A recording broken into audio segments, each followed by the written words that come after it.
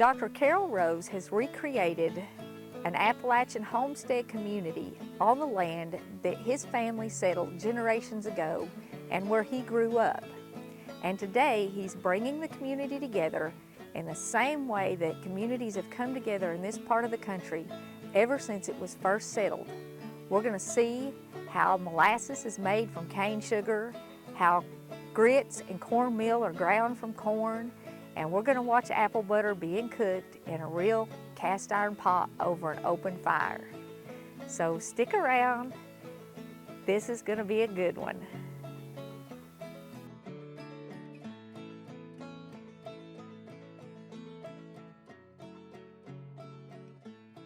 All right, we're here at the apple butter pot with Jane Spradling.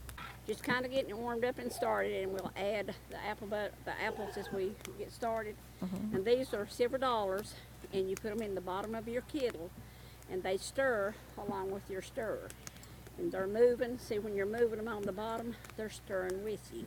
And it's an extra thing to keep you from sticking it. Sticking it and burning it. Because it will stick. But that's just an extra thing to help do that. And you're cooking it in a copper kettle. Yes. You know how old this pot is?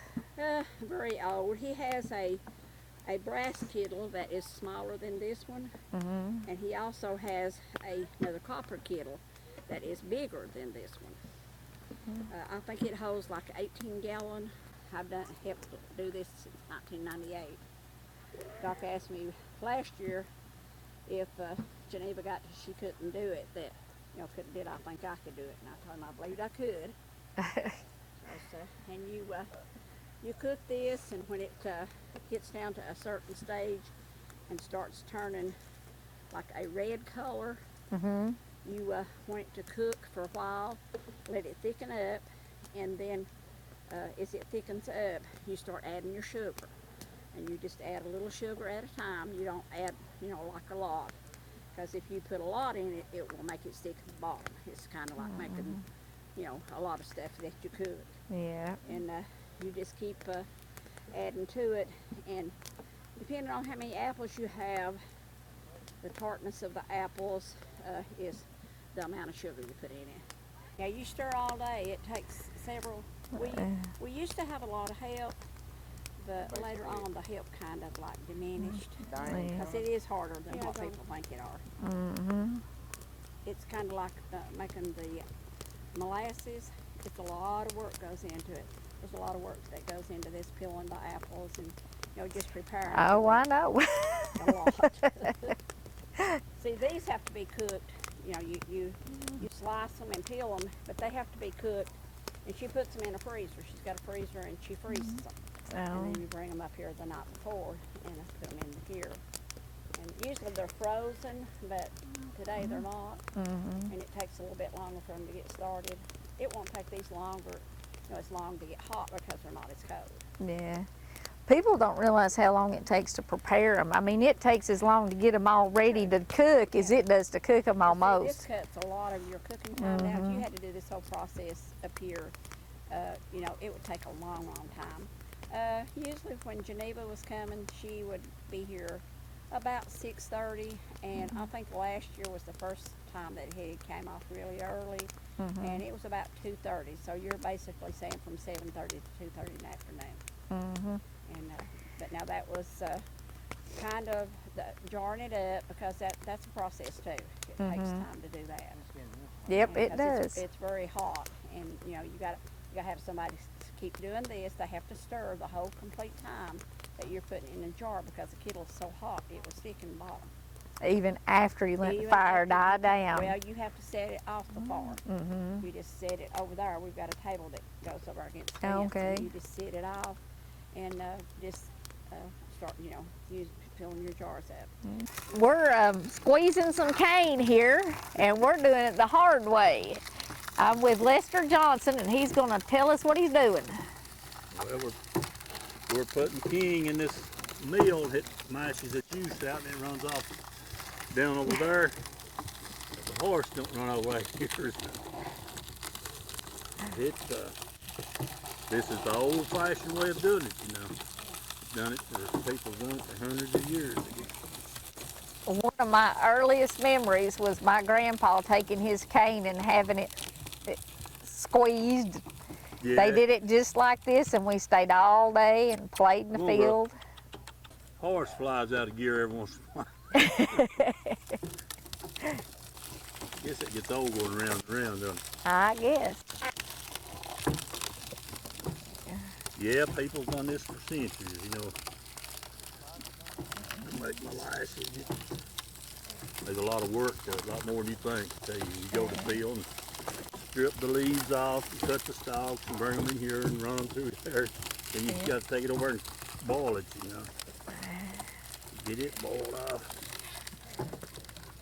Boiling it takes all day, but that ain't really the hard part. No, that's the easy part. You got to keep the foam dipped off of it, you know. Yep. My granny and pa, you know, they grew up in the mountains like this. Yeah. And my granny, neither one of them never mentioned the Depression, really. Yeah. Even though they lived through it, and they didn't mention the shortages and stuff. Used to hard times more than it is right now. Yeah. But now my dad's parents, they lived up north and in the city, and that was really hard on them. But Yeah. you know, when they sugar rations, you don't notice it when you got molasses, and that's what you used to. Sugar, don't you? Yeah. They, you know, they didn't mention it, didn't talk about it, and I don't reckon it made much of a difference. I wonder what's the difference in this and what they grow down south for sugar cane. Would it be different than this? I think it's the exact same thing, just different process. You know, sugar's more processed. Yeah. How many years have you been coming up here doing this? Oh, several years, probably 10 or something, I guess, after Doc up here. How much cane are you running through here? Do you have any idea? Well, probably 3 or 4 tenths of ground, you know, tenth of an acre to make a run, they call it, a stir off, but this is part of it. And once you get it in a jar, you put it sweetening away there. Yeah. Well, like I said, they bake never. bread. I mean, they make Oh a yeah. lot of different stuff with it. You know. We're gonna take a little bit home with us today and make some molasses cookies for Christmas. And I like it with just butter, put butter in it and mix it. Well, she's a picking up there now. Too fast now. Tear something up. It might be mine your head. Yeah, that's what I was thinking. That was a little bit scary there. John has been coming up here since Dr. Rose started this festival, and he taught them all how to make molasses. Yes, he did. Yeah. No, And they tell me that he's the man that does it. And you told me yesterday it's all in keeping the temperature right and keeping it skimmed off. it is. Make good molasses, but we don't make no good up here no more. They don't make it good up here no I more? don't think it do. What are they doing wrong? I don't know. John went off and left us last year before we got them all cooked down. You got to cook them down and get all that foam off the top. Yeah, it takes about 5 hours to cook them down. About 5 hours. And you got to stir it the whole 5 hours. That's right. And keep that Keep skim the out skimming, off dog. the top of it. That's what them big spatulas up there are for. And they ain't skimming it right. Yeah, I reckon. But Well- it's a job to keep skimming, dog. Well, you need to stay on them this year. No, I ain't fooling with you. He will too. He'll stay here. He'll tell us what we do wrong. Well, I heard a man tell you what you do wrong. he looks like a man that tell you what to do Yeah. wrong. That's his nephew. That's all he's good for. Is that your nephew? Uh, Do you teach him how to do it? no, No. He still ain't learned? he won't never learn. Because there ain't nothing but work in this. We'll strain it over into here and then we'll strain it again over into there before we build a fire under it. So it strains twice and then it goes in the vat. Yeah. And then we hope to get it cooking here about 12 o'clock. Takes about 5 hours to cook that down. Shelley and her husband Clive are some of the people that helped Dr. Rose put this all together and make everything work. And they own a mill over in Dandridge called Valentine's Mill. And we're gonna put a link in the description so you can get to it. She makes homemade jelly that they sell in their little store there. And they do all kinds of really cute gift baskets and stuff, and she ships, folks. Let me add a little bit to it.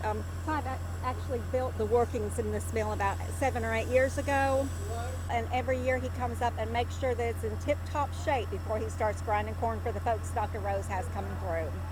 And yes, we do have a gristmill in Dandridge, Tennessee. It's right past the exit going east on exit 412, and it's a hobby and a dream come true. They actually grind it with stones, just like they used to do, and that's what they're doing here. And they're using a big steam engine back here. They're trying to get the steam engine going behind us to get the mill started so that they can grind. And we're gonna get as much of that on camera for y'all as we possibly can.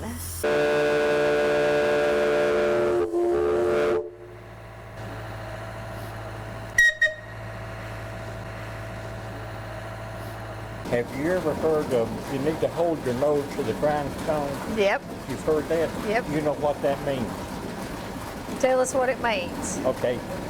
If the rocks are too close in there, if you have the rocks too close, it will burn the corn. And as the corn comes out, you can smell if it smells burned. So you keep you smell it to keep from it getting burned. If you got the rock too close, it will burn the corn, and you can smell it. So you have to readjust the rock, and that's Okay. the old thing. Keep your nose to the grindstone to make sure you're not burning the middle. When you're smelling that flint smell, the rocks are running on rocks, and you get a little more corn, because that corn is your lubrication that kind of holds the rocks apart. Oh, okay. So that It's a matter of adjusting and tweaking back and forth. has to do with the flow of the corn through the rocks. If Yes, you ma'am. get it. Yes, ma'am. You got one stationary rock and one rock turning. Okay. Okay, now the way the mill works, you put the corn in, it goes through that belt upstairs, goes through a cleaner, comes back down, goes through the mill, then you have the mixture of the mill, the grist, and the bran. It goes back up to the bolster, and the bolster separates it into all three, into the mill, the grist, and the bran. So it goes up, down, up. Up, down, up, down. And the building that we have here, I cut every bit of this in the sawmill out there and rebuilt it. I saw the sawmill. We're definitely going to have to walk through and at least get a walkthrough of it. We built this building all out of timber that we saw at the sawmill.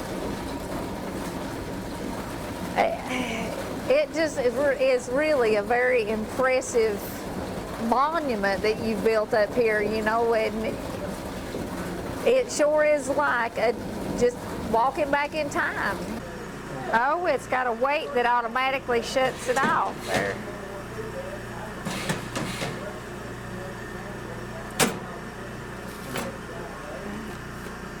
That's automatic there. Do we have molasses yet? A long way No. from that. We're just 30 minutes in the farm making. So it'll boil away 60%. And it's easy to scorch. Oh yeah. It's easy to burn. And all this top. Now the Amish don't use a boiler. The Mennonites don't use a boiler. They use a condenser where it runs all different. This is the original way. Okay. But you have to skim it all the way till it gets. You skim off the green, and there's a lot of work in it. So the green actually comes out in the foam. It comes out, and that will turn into a golden brown, yellow brown, and the real question is when thick enough. Now, John and I have, we have had differences of when to bring it off. I heard about that. Now, one of the ideal ways would be use a thermometer. Yeah, but you know, that's not. John, Yeah, it's got to look right. Yeah. You look at it right there in the ball. Yeah, and the thermometer don't take into account the humidity and stuff like that either, does it? That's what I tell people when you're making candy. You got to look at it too, because if the humidity's off, it changes it. It's not just the temperature. well, now, John's a pro. Yeah. He, it's a feel. Yeah. You feel from experience, and like I said, John, Jim, we have some expert people here that can tell us When it's ready. when, and you take it off that very minute, you pick it up, take it off the heat within a minute. So when they say it's ready, you take it off. 1 minute, that's what you got. And I'd say it takes 4 stout men to take it off. 8 stout men? I just You see. put 2 people under each pole. Oh, okay, run poles through and lift it off.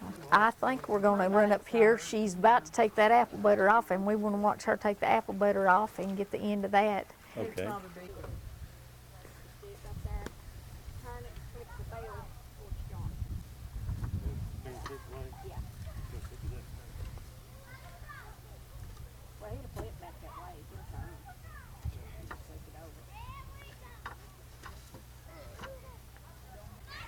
She's putting some cinnamon oil in it now, I think. And they put vinegar in it to help preserve it. Geneva made the ladles you're using?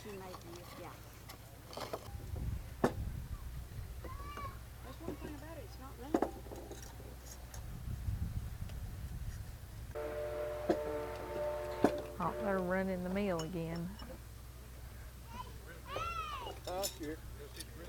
Yeah. Yeah, I'm gonna aggravate you. I don't care if you're still working.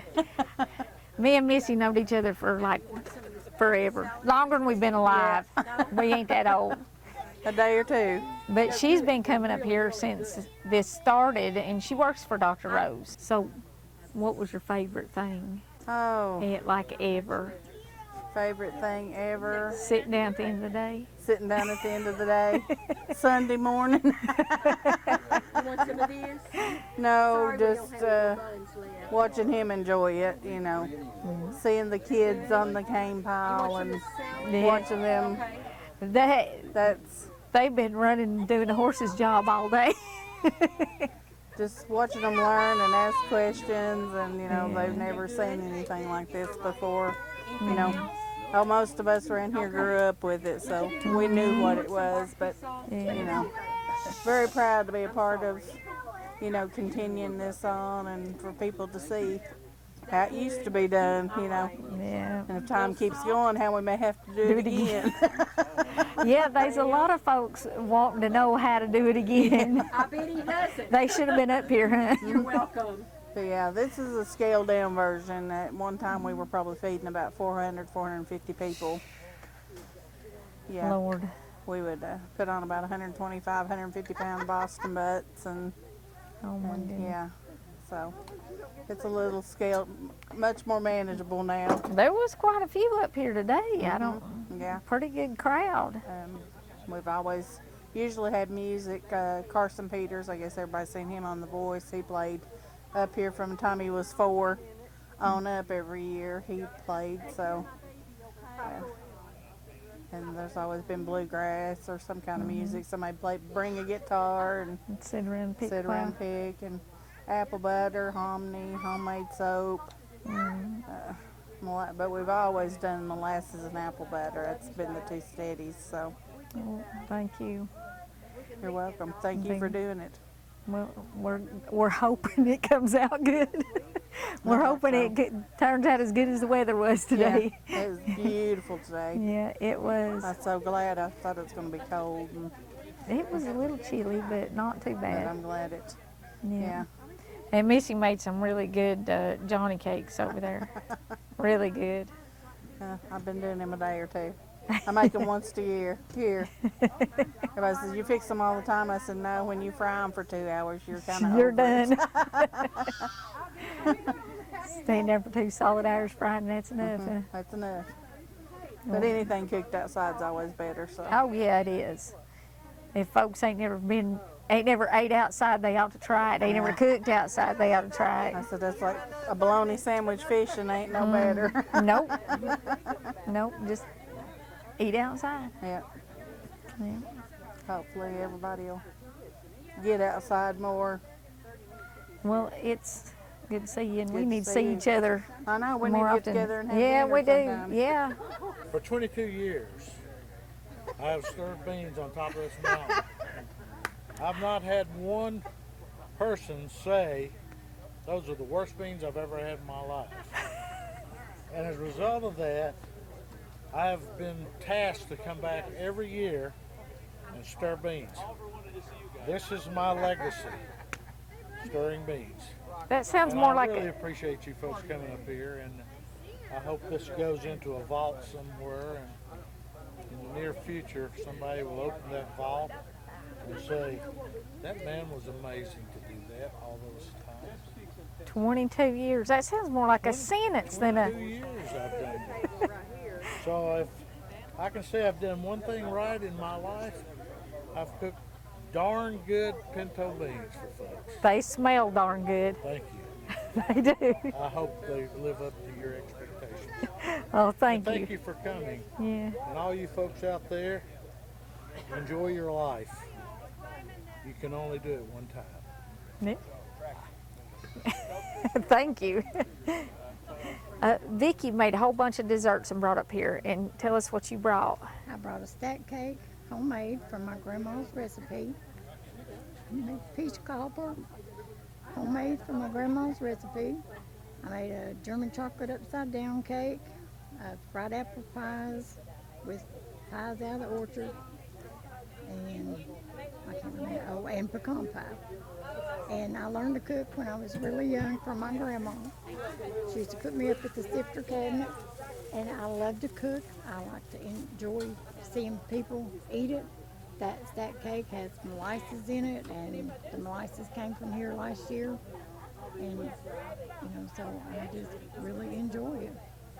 And there wasn't a crumb of any of her desserts left, not one. No, there was not. But that's why I enjoy doing it, because I like to see people eat and enjoy life. They're getting ready to finish the molasses off. They're actually throwing wood on the fire to cool it down. They've got the poles in. There's going to be 8 men carried off of there. And they're picking it up on the pans that they've been straining it with there and dripping it off to test it and see if they've got it right. Dr. Rose told us that when it's right, you have 1 minute to get it off the fire when it hits that point where it's right, where it's done. And they've got it really, really close right now.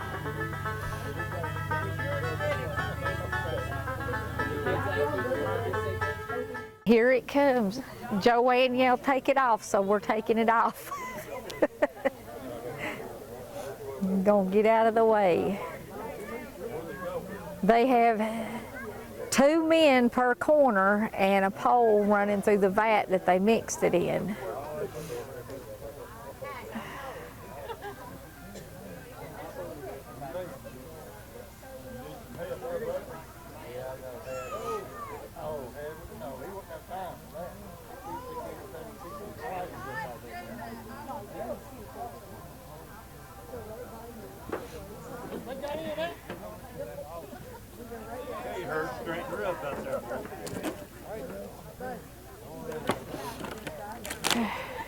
And this is so hot, if they spilled it, it would literally sear the flesh off their legs. And that's what you call teamwork right there.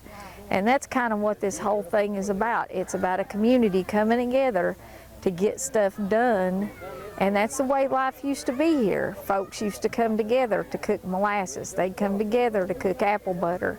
They'd come together to grind the corn for the meal. And that's the way life was. That's the way life's always been in this part of the country. You could get 8 men to carry a vat of hot molasses, and they wouldn't spill it, and they'd get it moved off the fire in just a minute, because you have about a minute once it gets to that point where you want it, or it burns. I hope y'all have enjoyed our day up on Rose Mountain and this walk through the past and into the way that our people have lived for centuries. Like Dr. Rose said, his family settled this area, and everything up here was taken from this area and brought up here and reconstructed.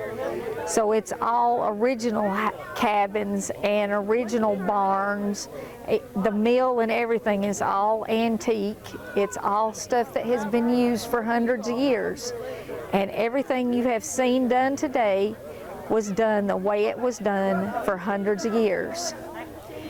If you haven't already, please don't forget to click like and subscribe before you leave. And until next time, remember to put God first. That's something else we've done around here for centuries.